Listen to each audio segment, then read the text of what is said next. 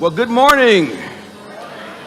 I'm Minister Randy Lewis, and on behalf of the entire ministry team, we welcome you on this beautiful, beautiful Sunday morning. Now, we have a special guest minister today, Reverend Dr. Celeste Lebak. She's the founder of the Restorative Justice Institute of Oklahoma. Yeah, give it to her. The restorative justice is a communal approach to dealing with harm that focuses on relationships rather than rules or regulations. Now, many of you may remember her as the associate minister here at All Souls from 2006 to 2014. Now, she was my direct supervisor during those days. She's an out and proud minister of a beloved minister of the Q Plus community. Help us welcome Dr. Lebak.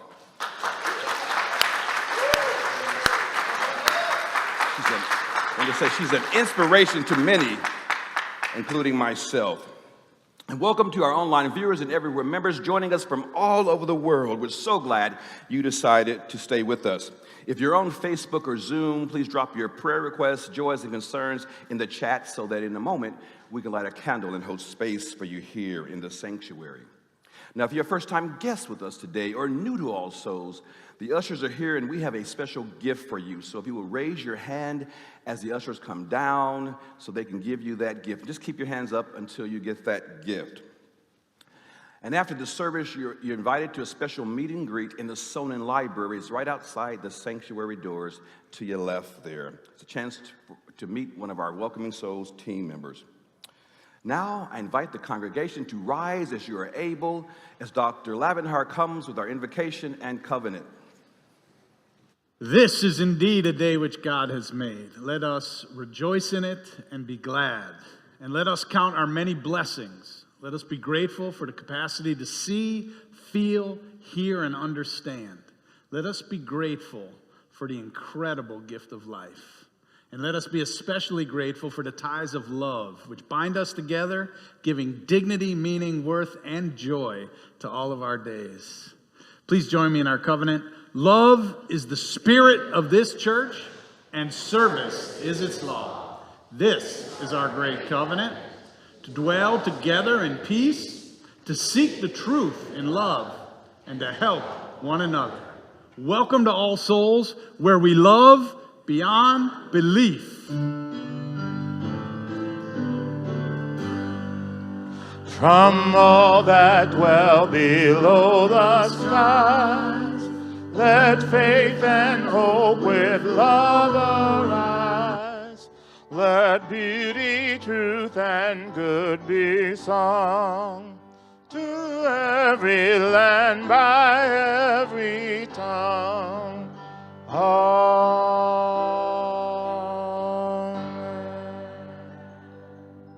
As our chalice letter comes forward, take a moment to greet someone before you sit down. Tell them you're glad they're here.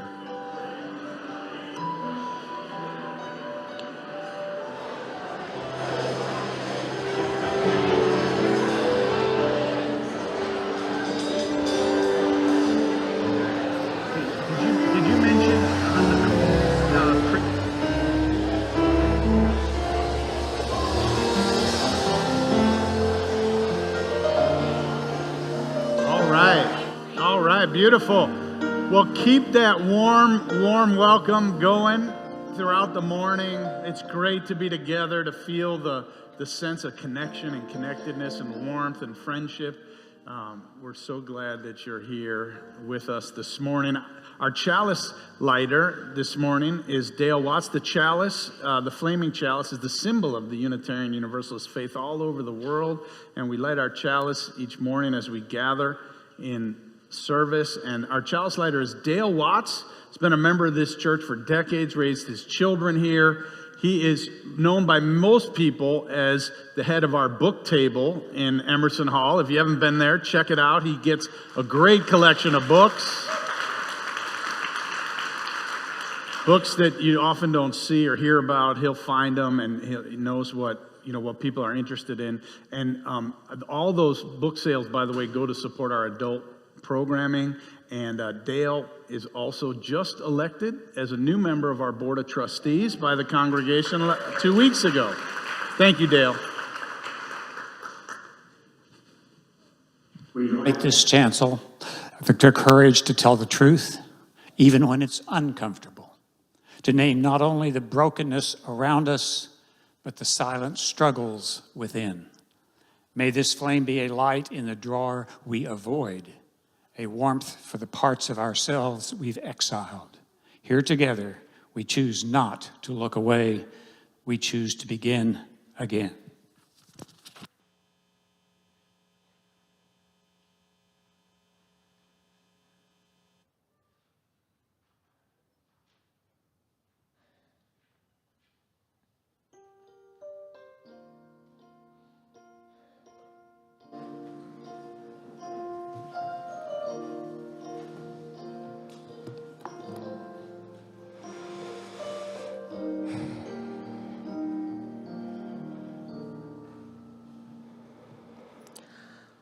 Once, in a little white house on Peoria, there was a drawer. Not a big drawer, not a fancy drawer, just an ordinary drawer in a hallway that everyone walked by every day. But no one opened it. Not Mama, not Auntie, not Big Brother Luis, not even brave little Surrey, who once climbed a tree with one hand. They all knew about the drawer, they just didn't talk about it. I wonder why no one wanted to open it. It's too messy, someone would say. It's broken, someone else whispered. Let's just leave it shut, Mama said, and focus on the drawers that work. So the drawer stayed closed. And over time, they stopped noticing it, almost. But sometimes when the house was quiet, the drawer made a little sound.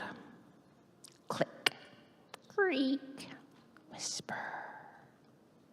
And Surrey, the smallest one, would stop and listen. She wasn't scared exactly, just curious.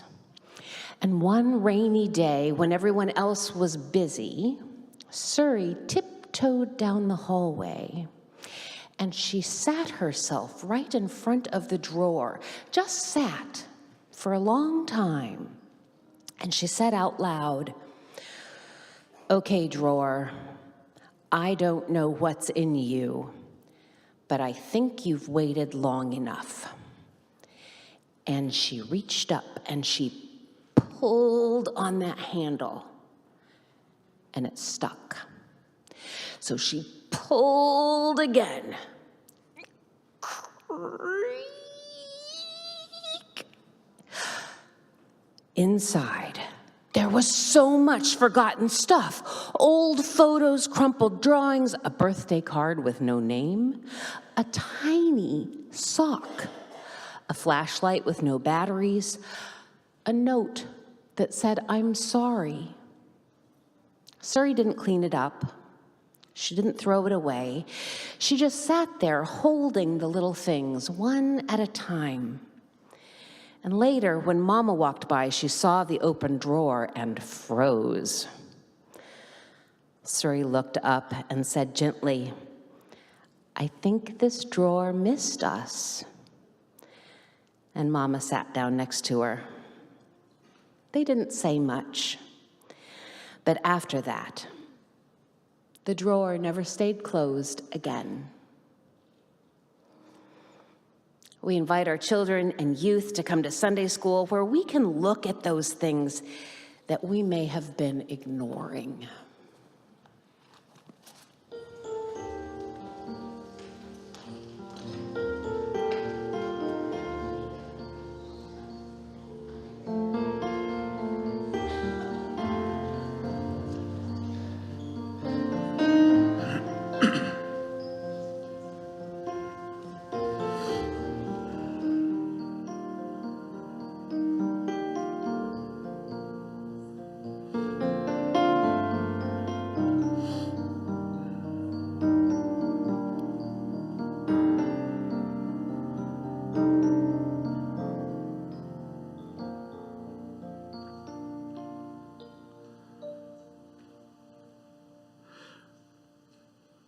Our reading this morning is a poem by Pesha Gertler, who writes, "Finally, on my way to yes, I bumped into all those places where I said no to my life.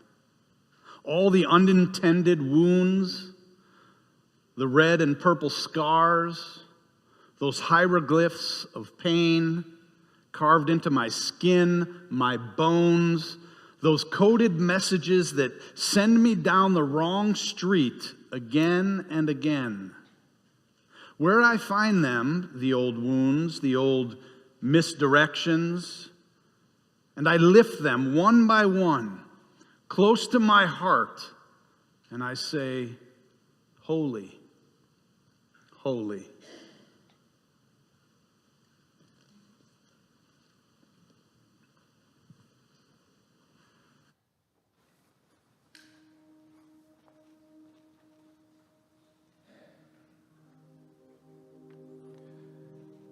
As we hold sacred space together, we pause to acknowledge the joys and sorrows among us, those that shape our journey, touch our lives, those that give us hope.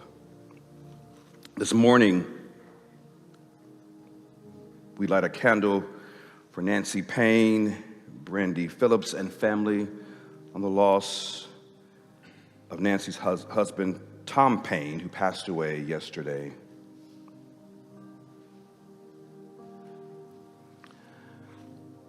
We light a candle for our own Reverend Dr. Nicole Kirk as she offers the sermon today at the Unitarian Universalist General Assembly. Yeah.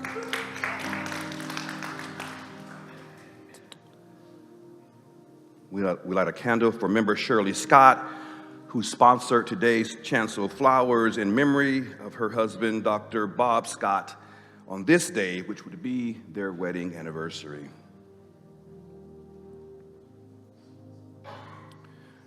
We light a final candle for peace in our world, peace in our city, and for peace in our heart.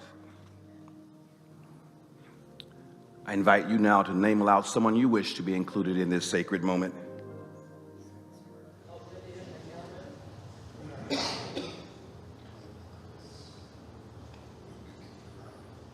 Melvin Lewis. I light a final candle for all the names spoken, those unspoken, but yet remain on our hearts. If you've lost a loved one over the past year, or if this Sunday is the closest to the anniversary of a loved one's passing, I invite you now to stand in memory and mourning for a brief moment of silence before the prayer.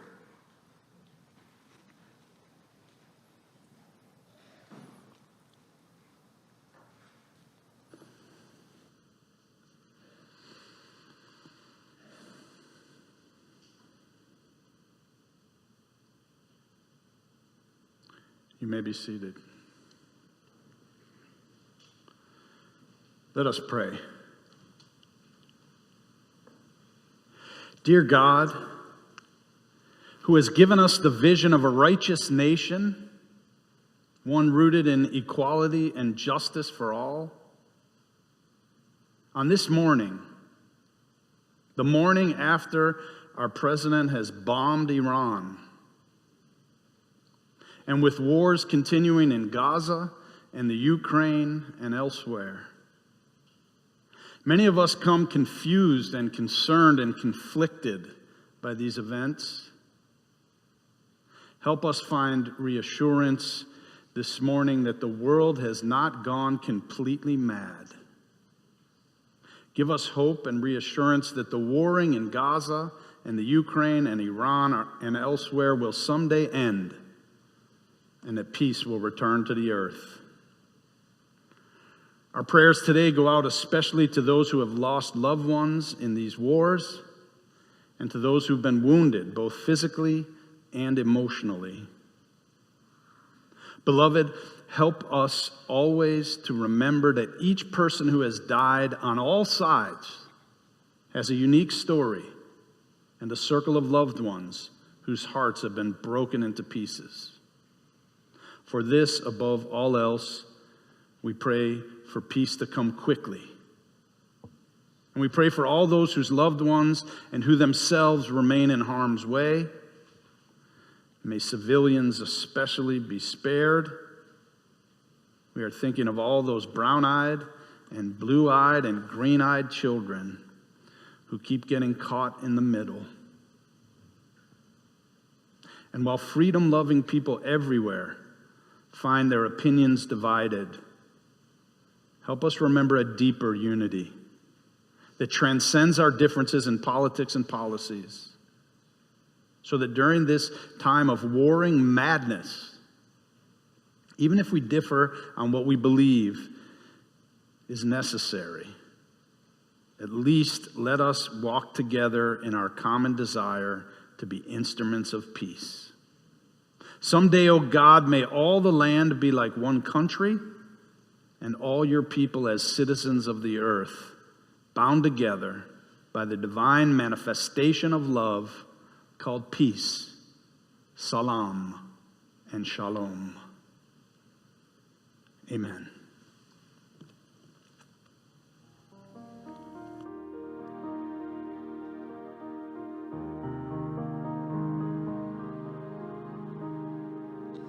Peace, salam, shalom. Peace, shalom, shalom. Peace, shalom, shalom. Peace, salam, shalom. Peace, salam, shalom. Peace, shalom, shalom. Peace, salam, shalom. Peace, salam, shalom. Would you mind singing that with me? Peace, of course, in English. Salam, shalom, of course, in Hebrew. Sing it with me as you're able. Peace, salam, shalom. Peace, salam, shalom. Peace, salam, shalom. Peace, salam, shalom. Peace, salam, shalom. Peace, salam, shalom. Peace, salam, shalom. Peace, salam, shalom. When our heart is in a holy place, when our heart is in a holy place, we are blessed with love and amazing grace. When our heart is in a holy, let's sing it together. When our heart is in a holy place, when our heart is in a holy place, we are blessed with love and amazing grace. When our heart is in a holy place, when we trust the wisdom in each of us, every color, every creed and kind, and we see our faces in each other's eyes, then our heart is in a holy place. Would you rise as you're able? Let's sing it. When our heart is in a holy place, when our heart is in a holy place, we are blessed with love and amazing grace. When our heart is in a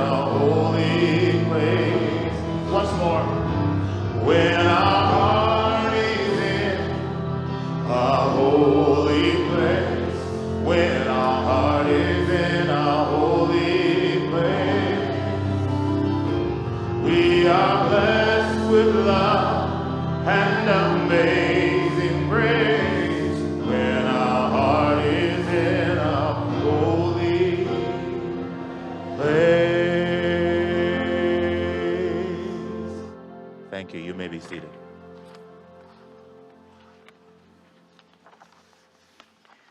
What a gift.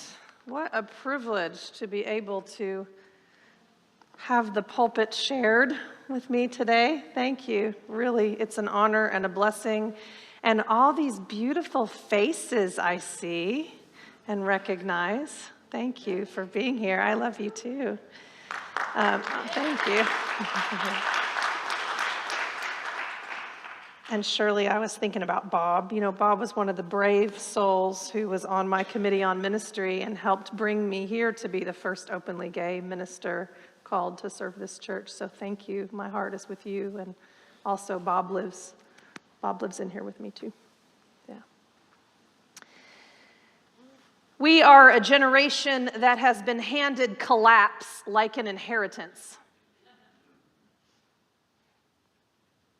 Some of us came here today still carrying the noise of last night. Maybe it was the roar of Bernie Sanders' voice in Tulsa.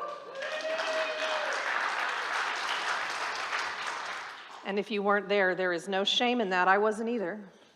But I did hear that despair is not an option. And that came from his mouth.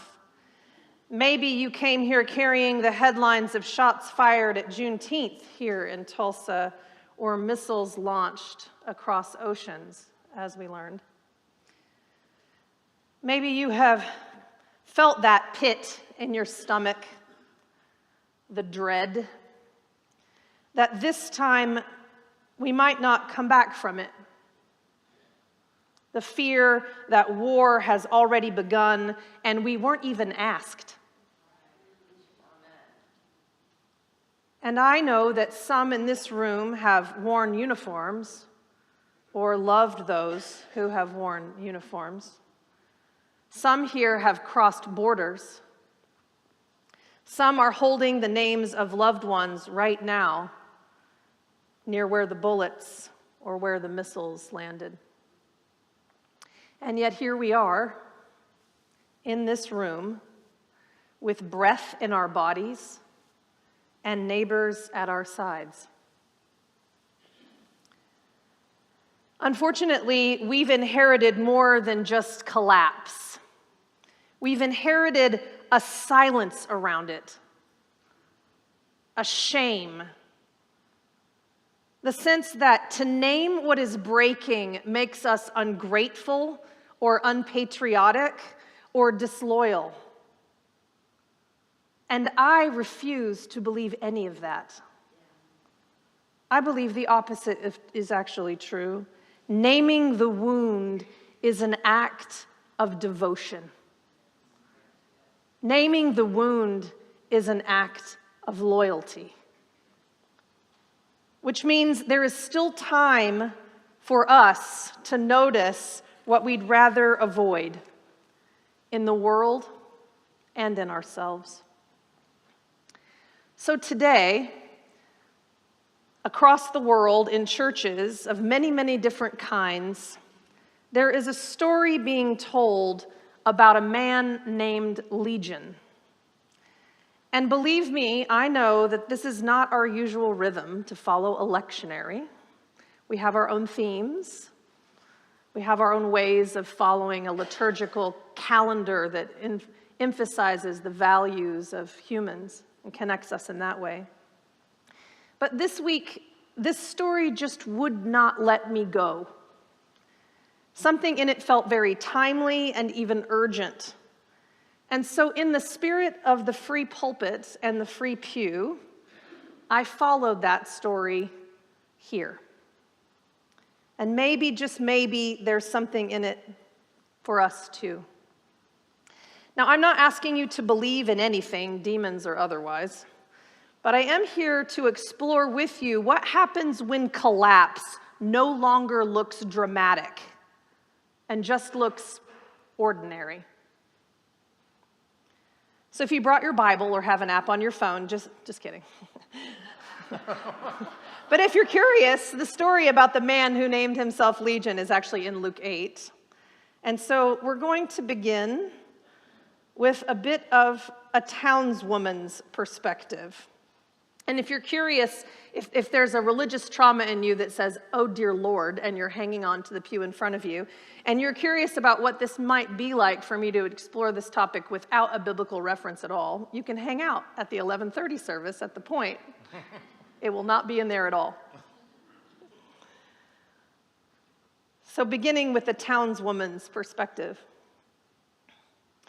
We used to hear him at night, all the way from the tombs, wailing and tearing at things. His voice carried down the hill like a warning or a prayer. We weren't sure, actually, which one.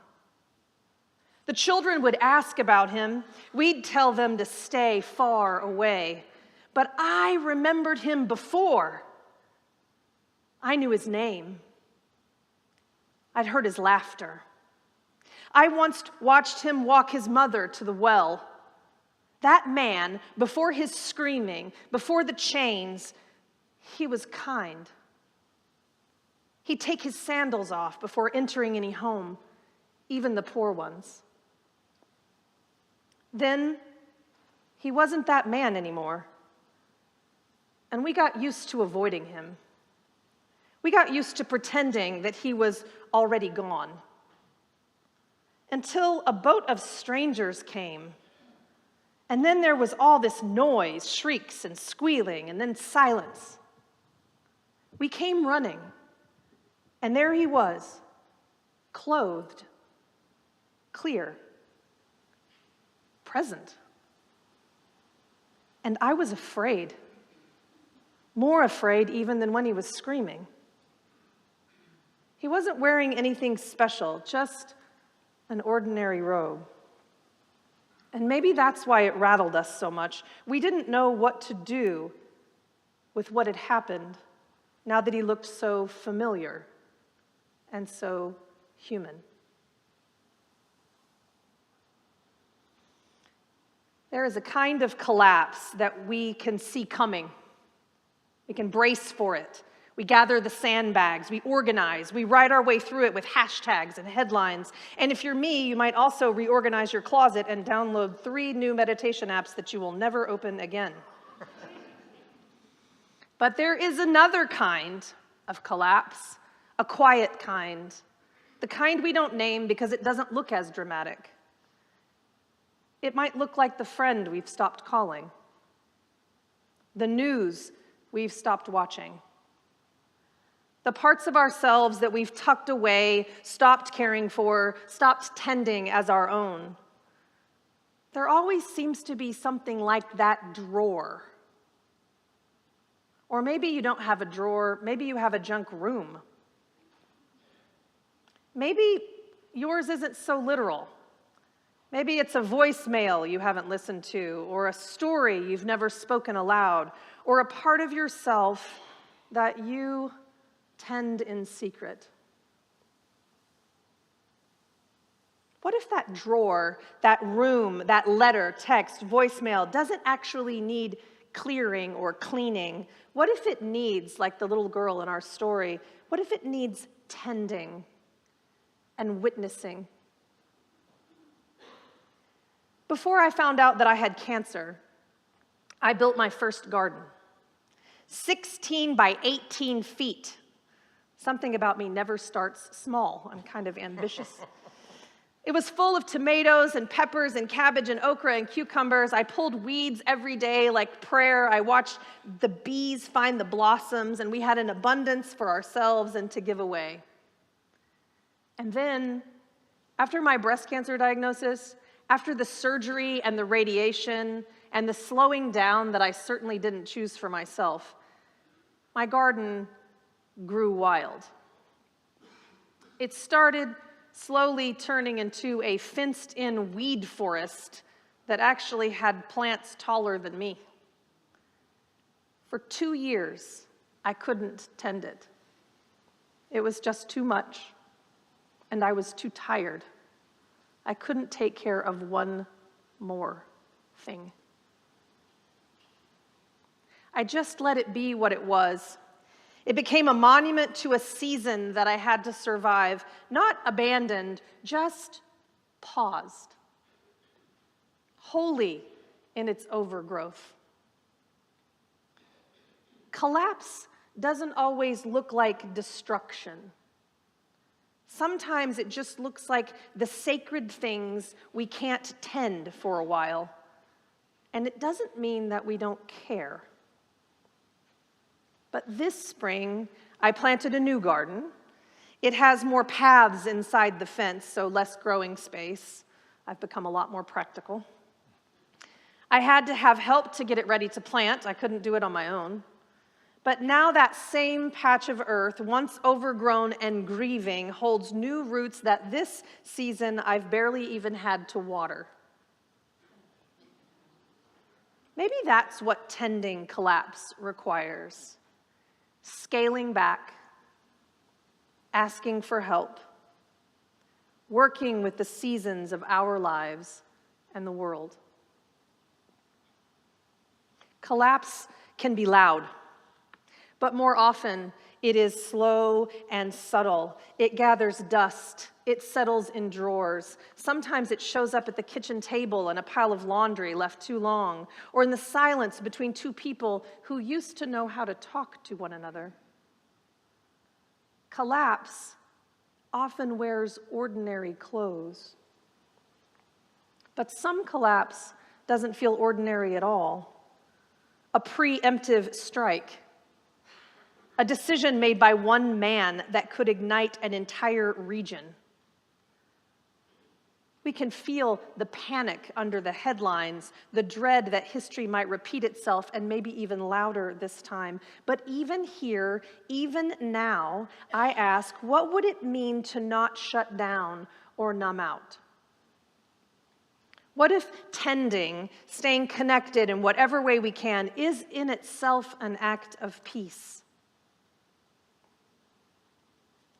Sometimes, though, we don't see collapse right away until what once would have stopped us in our tracks starts to feel normal.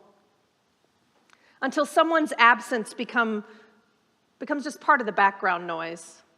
Until the pain you swore you'd never get used to becomes just a part of a normal day. Humans are so resilient.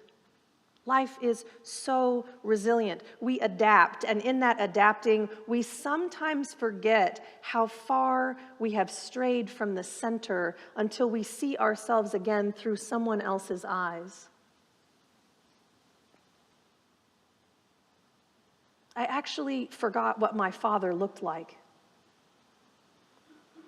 Not completely, but enough. After 20 years of watching his body twist and shrink from MS, I stopped remembering how tall he was. I stopped remembering the strength in his shoulders, the ease with which he once lifted me up with one arm. That version of him became the past, like a shadow of his former self. And then one day in November of 2011, my father passed away between my visits to go see him at the Norman VA. I made the difficult choice to see his body before he was cremated. It was not a popular decision with the funeral home or my family. These things just weren't ordinarily done. I knew I wanted to see him, or a part of me would not have believed that he had actually died. I had no idea what I was going to find there. I was afraid. I had known him as twisted and bent over, curling in on himself into that wheelchair for so long. But when I walked into the room where he was, and I saw his body laid out long and tall on a gurney, all 6 feet of him, I remembered. I was able to see that he was so much more than his disease. I caught a glimpse of his body before the collapse. And it undid me. Not in the way that I feared, but in a way that truth can sometimes sneak up on us to finally exhale because it was no longer hidden. It healed something in me that moment. It didn't erase the loss, of course, but it handed it back to me with the edges softened, with the truth of him more whole. Something holy had settled in that moment, a stillness that followed years of storm.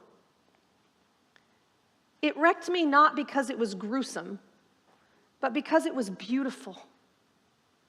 And grief has never quite known what to do with beauty. But both coexist in the world and inside us all the time. Sometimes the truth of collapse is the only honest thing left, and it can actually be a strange kind of restoration. What in your world needs tending? What in our world needs the companionship of truth witnessed and spoken? The next generation is watching how we respond to this version of collapse. I want them to see us stay soft where the world says harden. I want them to see us listen longer than is actually comfortable. I want them to see that courage doesn't always shout. Sometimes it simply whispers or stands by with their presence saying, I'm still here. When we look around us, we can see the truth of collapse. Maybe it's the man sleeping under the overpass, whispering stories to the dark, still trying to be heard. Or the teen in whose panic attack was posted before anyone even asked if they were okay. Or the young adult who's always smiling, always joking, because silence feels safer than honesty. Maybe it's someone behind a closed bedroom door, not ready to talk, but still hoping someone will knock without needing to fix. Maybe it's the person being dismissed in a meeting or misjudged in a moment, and you are the one who can actually see more. Maybe it's a version of you, the one who couldn't keep the job or the marriage or the promise. Maybe it's a version of you who couldn't hold it together anymore, not because you weren't strong, but because you've been holding it together with coffee or beer or weed or sarcasm and a little bit of duct tape for way too long. Don't look away from them. They're still alive. They're living among the dead, and they need to be called by their name. Shame, loneliness, loss, grief. They need to be acknowledged, seen in their context for being more than just that. Witnessed, seen for their effort to desperately try to relieve their pain, even if it came out sideways. You see, if collapse were a sound, it might be what happens when we finally stop pretending. In this story from the Christian scriptures, we meet a man whose collapse is so complete, he's been exiled to the tombs. The writer of Luke was a physician, a Gentile, someone writing from the outside, often drawn to stories of healing, of restoration, of what it means to be brought back into relationship after you've been cast out. The kind of miracle I see in this text is about returning from collapse because of a moment of being fully tended to. This story makes me consider, what does it mean to be seen as beloved beyond whatever you are going through? What does it mean to be valued enough, to be honored enough, to be witnessed, to learn your name, your story beyond any cultural marginalization or moralizing? This story makes me consider, what does it take to return from a place that you thought you'd never come back from? The Gerasenes man's collapse is undeniable. He was naked, shouting, breaking chains. He's alone among the dead, not just living in the tombs, but even choosing them. Maybe he thinks it's safer there, quieter, with no expectations, because the dead don't ask questions and they don't recoil. Among the dead, he didn't have to pretend to be whole. There are reasons when collapse is the only honest place left to live, when exile feels safer than community and holier than performance. Maybe the real miracle of this text, though, was that this man came back from where no one expected him to return. He dared to be seen again by people who had already completely written him off. But the deeper collapse that this text points to for me, the one I think about the most, is communal. The town had grown comfortable with this man's pain as its background noise. His absence was accepted as normal. His collapse had become part of the landscape, predictable and manageable. But this story doesn't stop there. Healing disrupts. When someone shows up and sees human value and stays present, the status quo is disrupted. And when this man was made well, and he sat clothed and calm and present, even that can elicit fear. Could that happen to me? Could I ever be so far gone? Could I ever be so far from my core or from my community? And would I make it back to the land of the living? Healing disrupts. Restoration unnerves, not because it's bad, but because it rewrites what we've grown accustomed to, what we've learned to live with. You know, in Buddhist practice, suffering is not a detour. It is the path.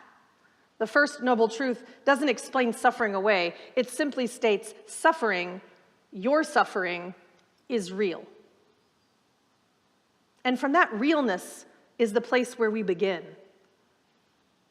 The lotus rises from the mud. Collapse, when tended, becomes the soil of new becoming, not quickly, not painlessly, but truthfully. Now, I don't know if you heard or not, but just this week, scientists announced that they may have to actually remove a second from our global clocks. Not add, remove a second, because the Earth apparently is spinning faster now.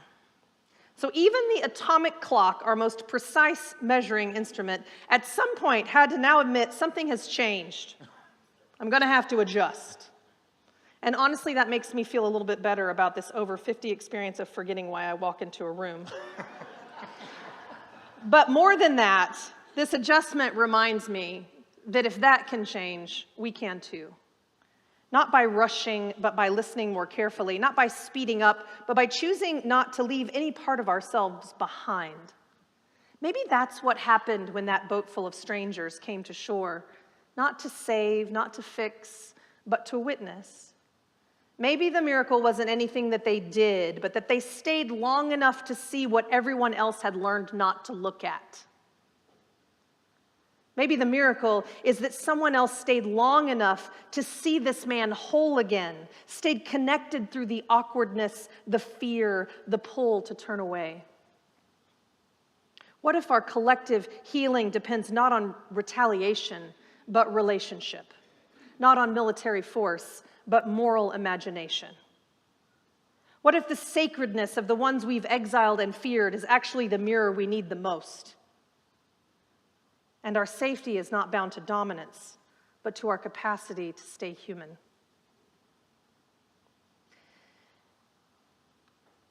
When I was learning to knit in seminary so that I could stay present and listen, the hardest moment for me wasn't when I dropped a stitch. It was when I realized how far I'd actually gone before noticing that I had dropped a stitch. I mean, there's a metaphor for you, right? Or my knitters. but seeing how far back I'd actually lost my way. And sometimes collapse is like that. It's this missed stitch that we knit over and over again until the whole thing pulls wrong and the structure and the pattern is completely compromised. And even then, the answer isn't to throw it all out. It's to pause, to slow down, to follow the thread, to witness where the connection was lost, to own the error, to make a more connected choice. Tending means tenderly witnessing. And maybe that's not just a story from centuries ago, maybe it's also mine. Because I had parts of me that I have exiled. I have a part who kept a drawer closed. I have had parts who have avoided a hard call or a difficult conversation. I have one that stayed silent to avoid conflict and likely caused harm anyway. And what I have learned through the years of tending and turning is that those parts weren't bad, they were just scared. They were trying to hold something together. They didn't know that there was another way. Internal family systems is a language that I now use to name those inner parts, but honestly, you don't even need that framework to know this. Sometimes the version of you that got you through the collapse is not the version you want to keep leading. Sometimes the version of you that got you through the collapse is not the version that you want to keep leading you. But that doesn't mean you shame her. You thank her. You listen. You let her rest. Because sometimes what kept you alive wasn't sustainable, but that doesn't mean it wasn't sacred. Even your worst decisions had their reasons. And understanding the feeling, the ache, the need behind them is where healing truly begins. So tending collapse means turning toward those parts too, not to punish them, be mad at them, to shame them, but to say you don't have to carry this alone anymore. Back to our townswoman. We wanted the strangers to leave. After the noise and the chaos and after the man was well, we were more unsettled than ever. But the man, the one who had lived in the tombs, he wanted to go with them. He was ready to go be with the ones who had healed him, but they told him to stay. They said, "Stay and tell your story here." And so he stayed. In the town that had watched him collapse, in the community that still didn't know what to do with him, he stayed and he told the story, not like a hero, more like someone remembering a wound he no longer chose to hide. You don't have to clean out the whole drawer today, but maybe that's how the story begins again, not with triumph, but with presence. It's hard not to feel helpless when decisions with global consequence are made in secret by men who will never pay the cost, because the cost is always borne by someone else's child. But prophecy is not always about predicting the future. Sometimes it's just simply about refusing to pretend that the present is acceptable. So what needs tending? This next generation is watching how we respond. Let them see us stay tender in this world. Let them see us practice repair. Let them see us hold complexity without weaponizing it.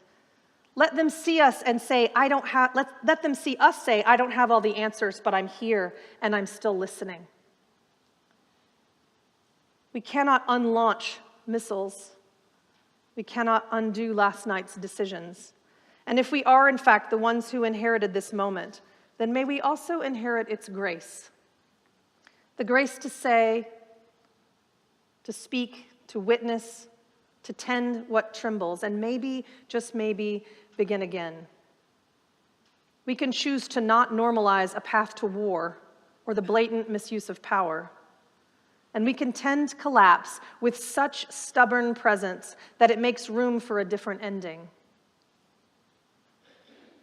With a breath, with a willingness to look, to speak, and especially when your voice shakes, when the humility to stay near what trembles, and the tenderness to even call overgrown things holy, with the grace to recalibrate like the earth and the clock, like you, not because we figured it all out, but because we finally admitted that we couldn't do it alone. And that might just be enough. Amen, and blessed be.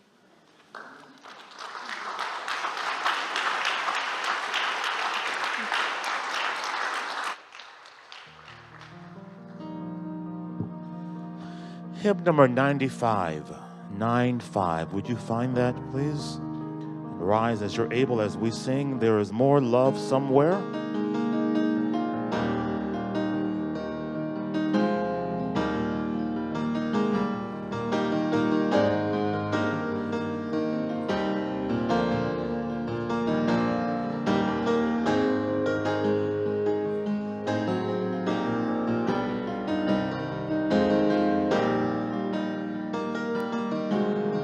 Let's sing together. There is more love somewhere. There is more love somewhere. I'm gonna keep on till I find it. There is more love somewhere. There is more hope. There is more hope somewhere. There is more hope somewhere. I'm gonna keep on till I find it. There is more hope somewhere. There is more peace. Yes.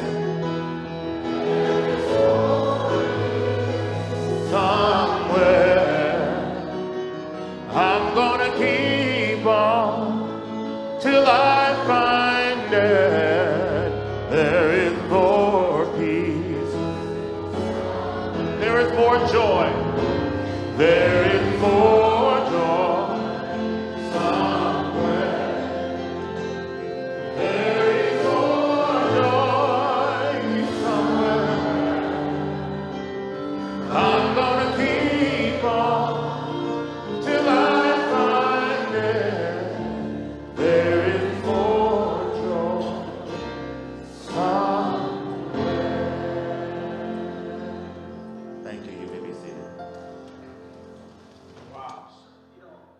Hearing Reverend Dr. Lebak, that exquisite message this morning, wow. Brought back so many memories, and it just made me think about how many truly wise, talented, brilliant clergy we've been blessed to have in this congregation, and Reverend Lebak, chief among them. Truly beautiful message. It's great to have you back in our pulpit, and I hope that will continue all the time, year after year. Have you heard about an organization called the Gender Umbrella Assistance Collective? Probably not. It's affectionately known as GWAC. And it's led by and for two-spirit, trans, and gender diverse people. And it provides direct assistance for housing and healthcare support and resources and referrals. So today, in honor of Pride Month and everything this congregation stands for, we're going to give our collection away to GWAC and to support folks who are in this gender non-binary life, who are often not supported by our country, our military, all kinds of other things right now. So please give generously. In just a moment, when we take up our offering, we give away our collection plate every week here at All Souls to organizations that support our values and that we support as a way of living our values in the world beyond these walls. So thank you for your generosity today. And also, I want to let you know that we have a wonderful new series starting this Sunday, just today, this afternoon. It's called Beyond the Binary. And I've been hearing from so many people, folks who, grandparents who've said that my grandchild went to college or somewhere in their life, and they've started dating somebody who's transgender or non-binary. I don't even know what this is. I don't even know, what to think about all this. And of course, there's issues of sports and athletics and all kinds of things that get talked about in the media. Well, we want to have that conversation here in a safe space for folks. I know you probably know me if you've been here for very long. I am incredibly supportive of all of this, transgender, non-binary communities, two-spirit. But I don't expect everybody who walks through the doors of All Souls to agree with me or to be in the same place. I've been around a lot of folks and have had an opportunity to really think about this and study this what's going on around gender diversity in our world. But I know that I want to make sure that we're a space where everybody can ask their questions in a safe environment without being attacked, without being told, oh, you're a bad person. I don't want anybody to ever walk in these doors and think they have to have certain positions on certain things or say something or hide something because they feel like there's some sort of code of knowledge or understanding here. This is an open space for all souls, and we want to make sure that everybody has a chance to ask their questions and to learn, and let us learn and grow together. So I hope you'll come out, especially if these have been things that you've been thinking about. And even me, I'm learning more.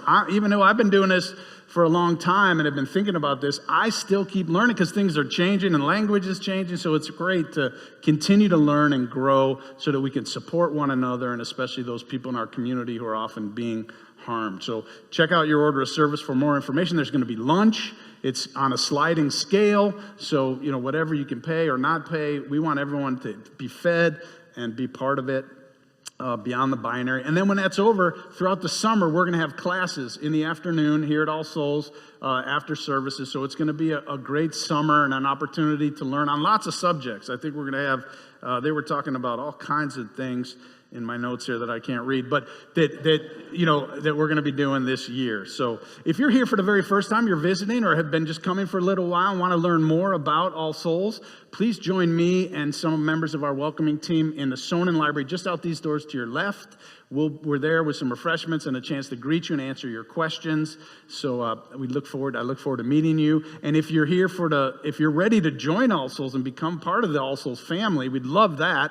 And Reverend Randy's going to be upstairs in room 203 in just about 15 minutes at 11:15 as part of welcoming those who want to learn more about joining or join All Souls this morning. We look forward to welcoming. A lot of people have been joining. We've had a couple hundred people join All Souls in the last 18 months, and we're just so thrilled to have so many new people and so much love spreading. So many more things in your order of service and online, but let us now receive this morning's offering for the Gender Umbrella Assistance Collective.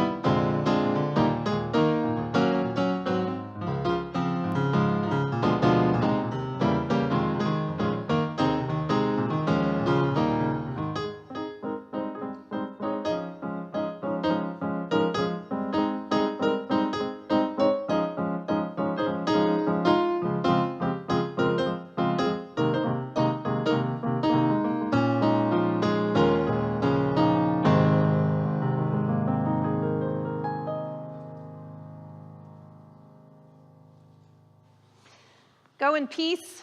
May you not forget the infinite possibilities that are born to you of gratitude and of hope. May you use those gifts that you've received and pass on the love that's been given to you.